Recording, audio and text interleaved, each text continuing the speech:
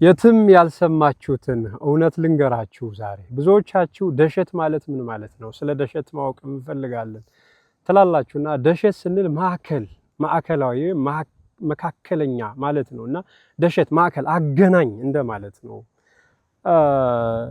ቃሉም አማርኛ ነው። ደሸት ሸ በመሃል አለች አማርኛ ፊደል ናትና ሸ።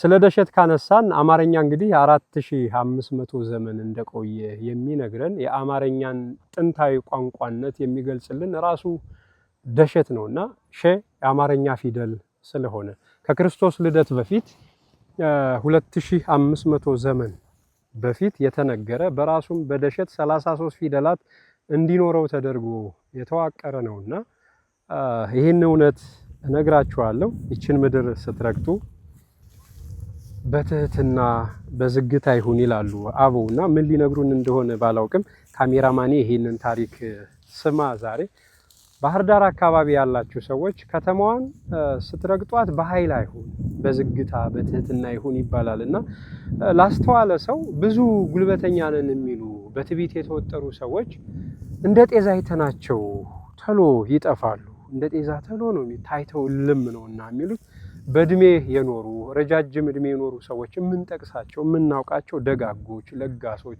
ቤታቸው የህዝብ የሆነ እኔ እንኳን በኔ ዘመን የማውቃቸው አባ ብሩ፣ አባ አድጎይ፣ ጋሽ ማሙ በቤታቸው እንግዳ ተቀብለው በዓላት ሲሆን የገብርኤል የሚካኤል በተለያዩ የጊዮርጊስ ጊዜ ቤታቸው ተከፍቶ ጠጁ ሳይቀር ህብስቱ ቀርቦ የምንበላበት በልተን እግዚአብሔርን አመስግነንበት የምንወጣ እነዚህ ደጋጎች ሰዎች በረጅም ዓመት የኖሩ በትህትናቸው ነውና ለህይወት ትህትና ምን ያክል ዋጋ እንደኖረው እንዳለውም ሲነግሩን እንደነበረ ብታስተውሉ።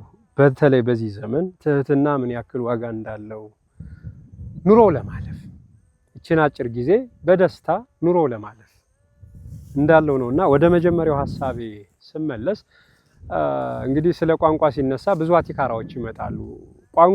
ቋንቋ መባል የጀመረው ኋላ ነው። መጀመሪያ ድምጽ ነበር። ድምጽም በእግዚአብሔር ዘንድ ነበር።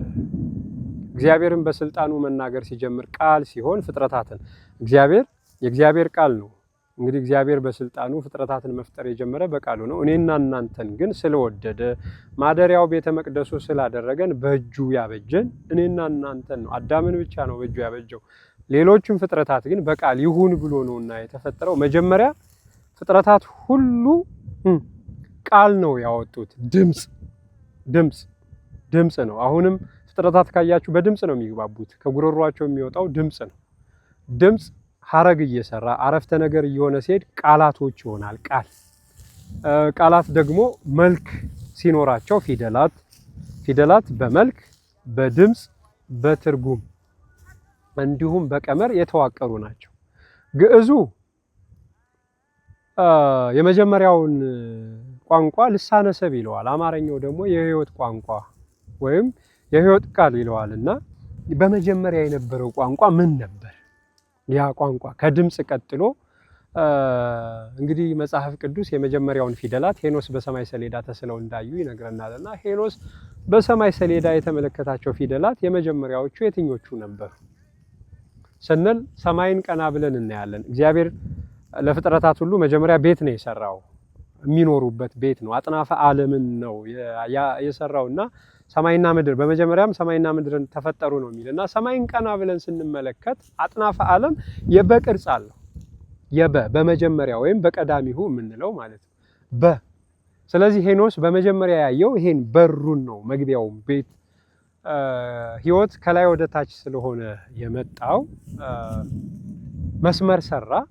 ፍጥረታት እንግዲህ ኢንፊኒቲ የህይወት ድግግሞች አይደል የምንለው በመሃል ሲያደርገው ያው ደሸት መካከል ብያቸዋለሁ አይደል የ እያለ ነውና የሚወርድ 49ን ፊደላት የያዘ ግዕዙ ልሳነ ሰብ ያለውን አማርኛ የህይወት ቋንቋ ወይም የህይወት ቃል ያለውን 3 አሌፋቶች አሉት ወይም 3 አልፋቤቶች አሉት። ሶስቱም የእግዚአብሔርን መኖር በቀዳሚው ቢሉም አልፋ ኦሜጋ ቢባልም ሀለወቱ ቢልም እግዚአብሔር ነው። ዓለም ከመፈጠሩ በፊት እግዚአብሔር የሚኖርም ያለም እግዚአብሔር የሚል ትርጉም ነው ያላቸውና ይሄ ነገር ድንቅ ሚስጥርን ይዟል። ሰፋ ባለ ነገር ግዕዝ መቼ ግዕዝ ተባለ?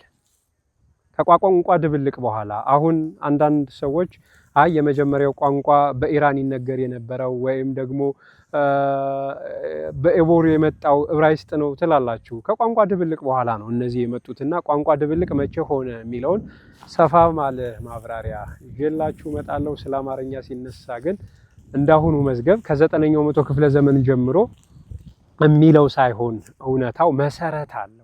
ከክርስቶስ ወገን የሆኑት ክርስቶስን ሲጠባበቁ የነበሩት የክርስቶስን የእድሜ ቆይታ የምድር ቆይታ ዘመን አስልቶ እንዲሁም ትልልቆቹን ስልጣኔዎች የገነባው በደሸት የተመሰረተ መሆኑን ደሸትን በዚህ በጣና ግርጌ በድሮው ጎርጎራ ቤተመንግስቱም እንደነበር አንዳንድ እንግዲህ የሌላው ዓለም ፊልሞች ጀግና እያደረጉት የአምላክ ልጅ የዚዩስ ልጅ እያሉ ፊልሞች ሲሰሩበትና ያለንና እነዚህ ፊልሞች እንዴት መጡ ከየት ተቀዱ የሚለውን በማስረጃና በሰነድ ማሳያችሁ ይሆናል። የገበሬው ልጅ ዮሐንስ ሽፈራው ነኝ።